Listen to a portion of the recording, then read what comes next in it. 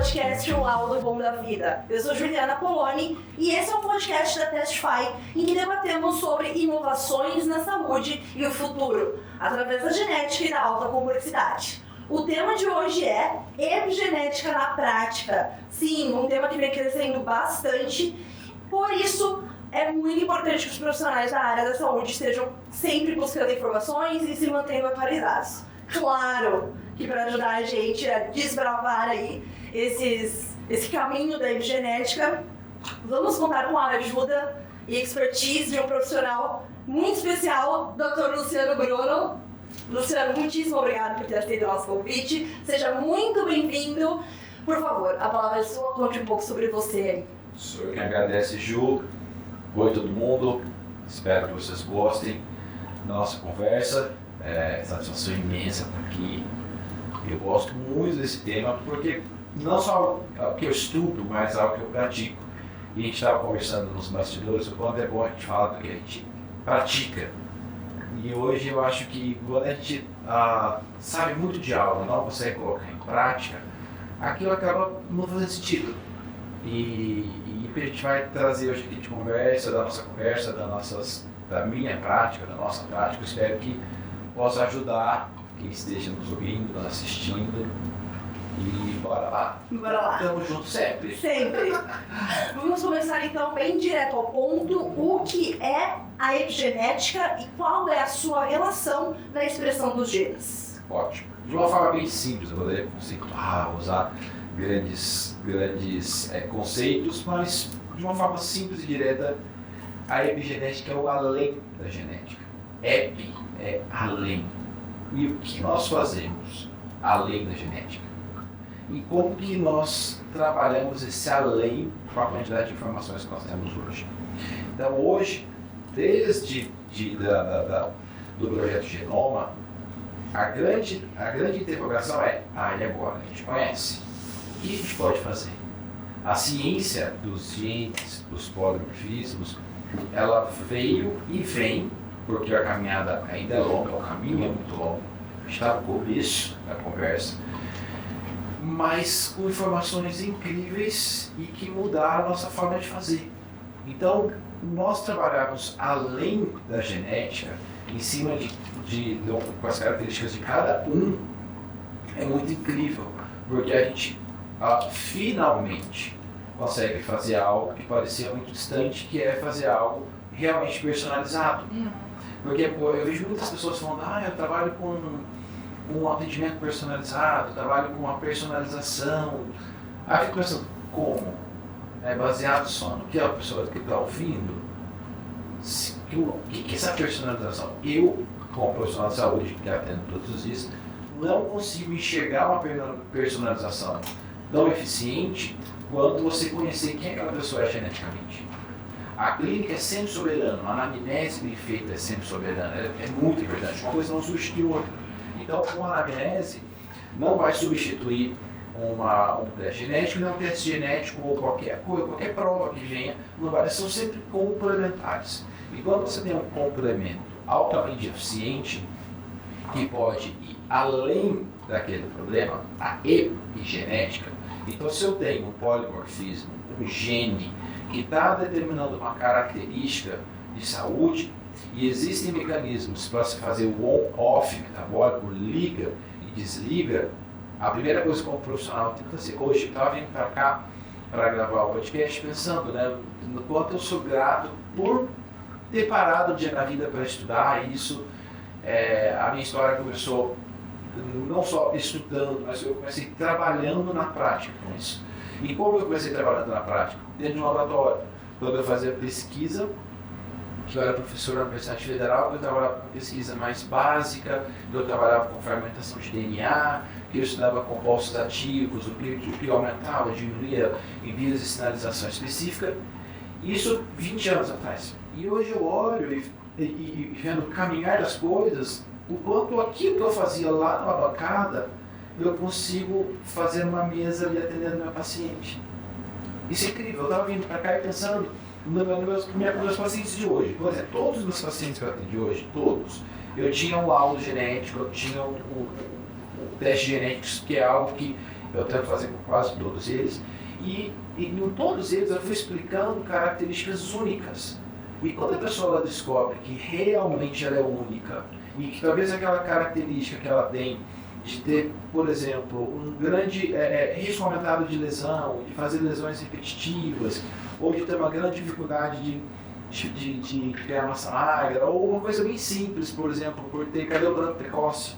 Isso pode ter uma relação com o que é geneticamente, mas que existem mecanismos que podem silenciá-los. Isso é a grande mágica do nosso trabalho. Então, de verdade, parece uma mágica. A paciente fica olhando na minha cara assim, eu fico falando, nossa, você não está fatigado não? Aí a paciente fica olhando, nossa, mas você não fica muito cansado 20 minutos, meia hora depois de treinar? A pessoa falou, tipo assim, isso é um tarô? Que história é essa que você está adivinhando? Eu falei, não estou adivinhando, eu estou só te vendo geneticamente. Por dentro. Isso é o além da genética. Não é só você determinar, ter um polimorfismo e começar a falar assim, você tem risco aumentado disso. Não, é olhar para todas aquelas variantes e ver o que impera um todo. Então, por exemplo, você tem, perceber que esse indivíduo ele é um APOE3/4 e tem um risco aumentado de Alzheimer. Então, eu vou inferir que aquele indivíduo ele vai ter Alzheimer? Não posso inferir isso. Eu posso dizer que existe um fator genético de risco, só que eu tenho que analisar outros. Então, pera lá, se um paciente é um APOE3/4, será que eu não tenho que olhar outros que podem fazer com que essa característica seja maximizada, como por exemplo uma IL6, um TCF7L2, que são polimorfismos que junto com o APOE3/4 podem determinar um risco maior para um contexto inflamatório, e não somente de Alzheimer. O estudo focal ele foi para o Alzheimer, mas existem outras condições. Então, por exemplo, tudo que a gente estuda de diabetes tipo 2, IL6, T7H2 que eu usei de exemplo, eles são complementares ao APOE3/4 para a gente relacionar com o risco de que aquele APOE3/4 pode ser de grande impacto em termos de desenvolvimento de Alzheimer. Entende? E ao mesmo tempo olhar para aquilo e falar, olha, isso aqui é um risco que existe genético. Mas hoje eu vou te apresentar pelo menos umas 10 ferramentas para a gente silenciar isso. Porque se a ideia fosse você ver o que é além da genética, que foi a nossa conversa, né? Mostrar o indivíduo o que ele tem de variante problema, não existe problema, é variante interrogação, que é alerta. É só uma luzinha amarela, fala, vamos prestar atenção aqui. Se eu só mostrasse e virasse as costas, eu estaria dando um problema para a pessoa que não tem solução. Mas hoje não. Para cada polimorfismo, para cada variante que a gente apresenta, cada RS daquele que a gente apresenta para o paciente quando a gente está fazendo uma interpretação de um teste, a gente em seguida já dá uma solução. Então essa é a mágica da história. E a gente sabe que tem coisas que são imutáveis. Então se eu falar para você, olha, você tem duas variantes muito importantes de MTHFR que pode fazer com que você tenha um maior risco vascular, que você tenha mais vasinhos, que você tenha mais varizes, que você tenha uma circulação prejudicada, que você tenha um transporte de oxigênio prejudicado. Isso pode, por exemplo, ter uma relação direta que acontece muito, dor de cabeça frequente. Você pode ter uma cefaleia crônica. Coisas que você fala, nossa, cefaleia, MTHFR. Se você pensar na gênese dessa variante, e aí você começa a fazer associações que o paciente entende. E ele fala, opa, peguei isso para mim, né? Veste a camisa da intervenção que você quer fazer.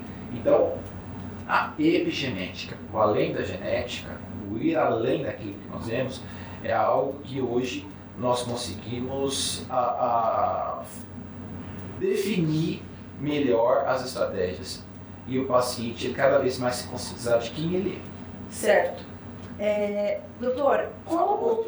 Não, eu tô assim, fascinada. Tô fascinada. A pessoa aqui fala assim, não pode... Sabe aquelas caixinhas de música antiga? Eu nasci em 1980. Então, sabe aquelas caixinhas de música? Sim. Você dá uma corda, um parava? Mas tá lindo, né? Eu na frente assim. Pode falar à vontade, fica à vontade.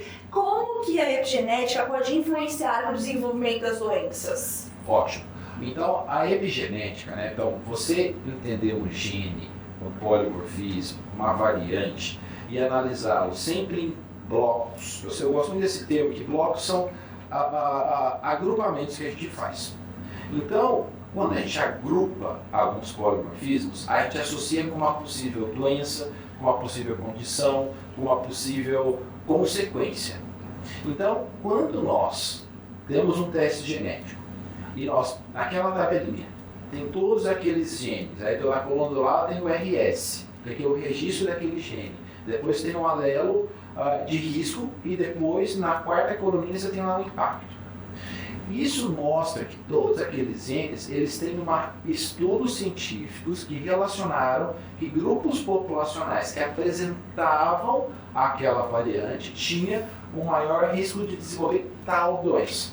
Então você estuda outro, e de repente você tem um agrupamento de 10 genes que impactam, por exemplo, na síndrome metabólica. Ou em meia dúzia de genes que vão impactar em foco e concentração. Outros que vão impactar no teu sistema antioxidante. Outros que vão impactar na sua saúde cardiovascular. O que nós profissionais temos que estar atentos e qual é a nossa função?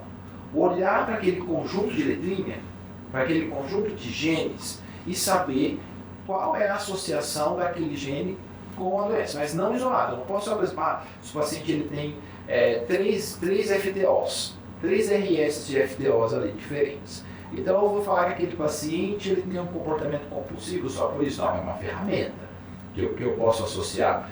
Então suponhamos 3 variantes ali de MC4R, mais 3 variantes de FTO, pode denotar que esse paciente tem um acúmulo de gordura abdominal e um pouquinho mais de comportamento compulsivo. E pode responder melhor a uma dieta, por exemplo, low carb. Tá? Isso que eu estou todas as vezes. A conclusão não é simples assim. Só que você não pode olhar só para eles. Você tem que olhar para todas as associações daquele gene para fazer agrupamento. Então eu gosto muito de ensinar as pessoas a agrupar, olhar para cada gene, fazer o agrupamento e falar, isso tudo aumenta o risco de diabetes. Esse sozinho, só ter uma homozigose de TCF7L2 não vai fazer com que você tenha um risco muito alto de desenvolver diabetes tipo 2. Mas se você tem TCF7L2 que eu te usou de exemplo, tem um IL6, tudo isso pode fazer com que você tenha, sim, o risco aumentado para desenvolver. Então, ficar atento, controlar a massa cardioglicêmica, e daí parte do nosso discurso. Então, a epigenética ela ajuda na doença, porque hoje nós temos genes que já estão exaustivamente estudados, outros que estão sendo estudados, outros que ainda vão ser estudados, e que estão relacionados com aquela condição. Mas o grande segredo é agrupá-los, nunca olhar um gene isolado. O gene isolado, a gente olha para falar assim, a pecinha do quebra-cabeça. Uma pecinha sozinha, você fala, o canto não serve para nada. Aí quando você encaixa ela quebra-cabeça e fala, você não entende esse negócio. Então se você pega a peça, tira ela fora da cabeça e olha, aquilo não te diz nada. Mas quando você coloca com as peças certas, que é o agrupamento, você fala, gente, já estou vendo essa imagem. Então, a epigenética é isso. Vai variando o que aquela pessoa tem mais risco e ao mesmo tempo vai abrindo o leque de estratégias que são ótimas para ela, para aquela pessoa que você está fazendo. O profissional vai escolher, vamos fazer assim. Na hora, é lindo. Por isso que eu falo que a gente precisa de tempo numa consulta para fazer isso. Eu ia perguntar justamente quanto tempo vai essa consulta? Muito. Ó, posso te falar olha, gente, eu tô com roupa de trabalho aqui, eu tô vindo da clínica, então eu atendi o dia inteiro. E aí eu gosto de vir do raciocínio clínico, porque sabe quando você parece que eu tô só mudei de sala. Eu só mudei de sala. Eu interpretei teste o dia inteiro hoje para os meus pacientes, então geralmente quando tem, é assim. Engraçado isso, porque quando eu sempre sei que eu vou atender, eu olho um dia antes na consulta. Dá uma estudada. Total. Legal, para render no dia seguinte, a minha hora não é mais importante para o paciente, nem a hora dele é melhor que a minha. Então eu tenho que otimizar o nosso tempo. Eu sempre dou uma olhada. E uma coisa interessante é que as meninas secretárias que trabalham lá comigo, muito eficientes, elas colocam assim, teste genético. Quando elas colocam o teste genético, elas sabem que elas têm que deixar mais tempo. Perfeito. Quanto tempo? 1 hora a mais da consulta que eu já faço.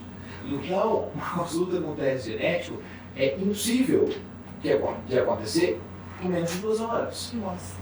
Por quê? Você tem que explicar, você não faz leitura de laudos, não faz o menor sentido, você não precisa do profissional, não é? Não precisaria. O grande canto é você primeiro você se encanta. Você fala, conheço quem está na minha frente, te conheço mais que você. Muito legal. Eu brinco com o paciente, eu te conheço mais que você. Por isso que eu falo, ó, quando você for casar, você tem que perguntar assim, vamos fazer um teste genético. Antes de casar, vamos fazer um teste genético, vamos ver nossa compatibilidade, entendeu? A gente fala muito que a gente tem que casar com pessoas que têm a mesma cabeça de dinheiro. Vai na briga. Qual é o maior motivo de divórcio no mundo? Financeiro. Então a gente tem que casar com tem a mesma cabeça de dinheiro. Você pergunta, tem perguntas-chave, né? Tem. Você pergunta assim, o que você se vê fazendo daqui 5 anos? Daqui 10? Dependendo do que responder, pula fora. Já é. Faça, para mudar. Próximo, para aprender rápido. E o teste genético ele vai ajudar bastante, porque tem coisa ali ó, que não vai mudar. Eu nunca tinha pensado nisso. Você vai ter que aguentar um conte rápida, que é que você tá. Um conte lento com conte rápido é confusão. Entendeu? Traduz. Um conte lenta é aquela pessoa que tem muito estímulo dopaminérgico. Fala 220, você coloca aqui um podcast balançando na perna. Conheço. E tá isso aqui, você tá falando e já tá pensando nisso aqui. Aceleradíssimo. O conte lento é aquele que tá assim, nossa, tá dando um vendaval lá fora. Nossa, caiu a casa aí do lado. Nossa. Isso a longo prazo? No longo prazo, até equilibra, tá? Porque 2 conte lenta com 2 conte lenta se mata. 2 conte rápido com 2 conte rápida não vai fazer muita coisa da vida. Entendeu? Sensacional. Agora, quando você equilibra um e outro, pode ser que dê um match, entendeu? Mas brincadeira essa parte. Brincadeira essa parte. Não, é bom pra gente entender cada vez mais. Isso é importante. Tá. Então, ó, antes de casar, faz um teste. Teste genético. Lembra de mim. Chega lá e fala, vamos conversar aqui, entendeu? Só ficar lá naquele cardápio do Tinder não vai dar certo. Não vai dar certo. Pede um pouquinho de informação adicional, entendeu? Um teste genético para garantir. Um teste genético para garantir. Mas o que acontece é que quando você tem, por exemplo, a mágica de tudo, você conhece aquela pessoa e você vai apresentar coisas que ela nem imagina que ela pode melhorar. Eu digo que não é apresentar problema. Não, essas melhoras vão deixar a vida dela muito melhor. Muito melhor. Muito mais leve, ela vai tomar consciência que se ela não fizer aquela estratégia não vai adiantar.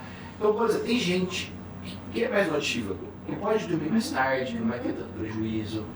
Não é todo mundo que tem que dormir às 9 da noite. Sim. Não é. O fato é, a gente precisa de pelo menos 7 horas de um sono reparador. Todo ser humano, a nossa máquina funciona assim.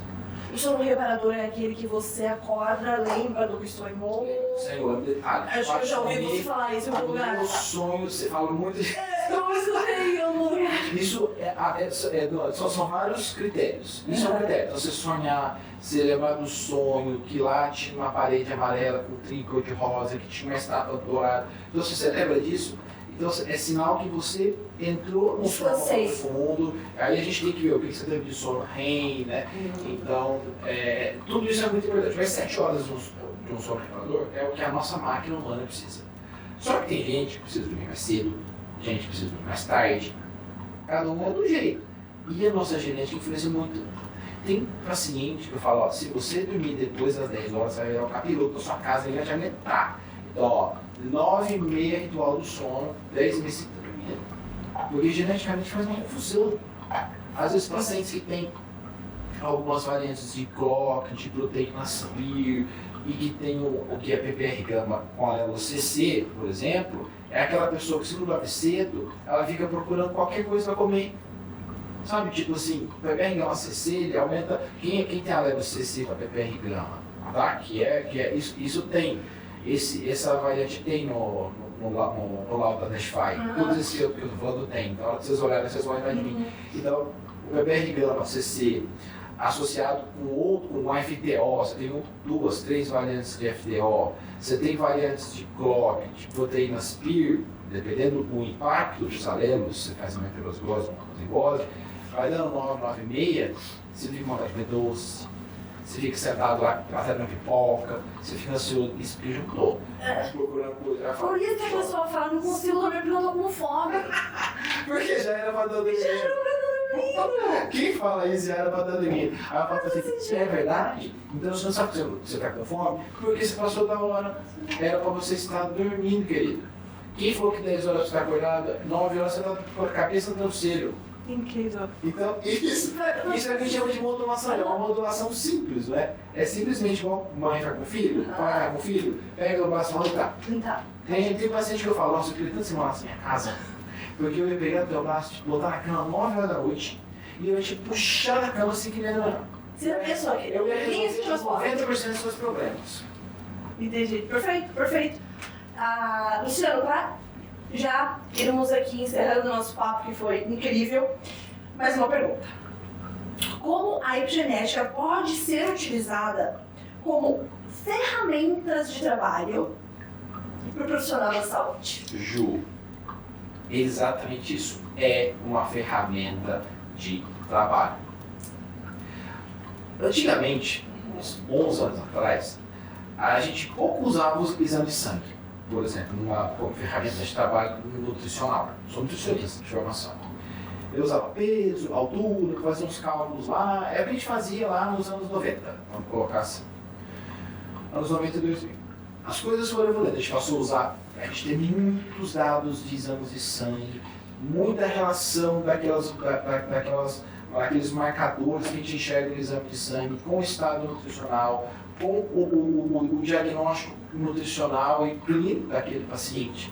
Isso é muito útil para a gente dar o diagnóstico nutricional do paciente.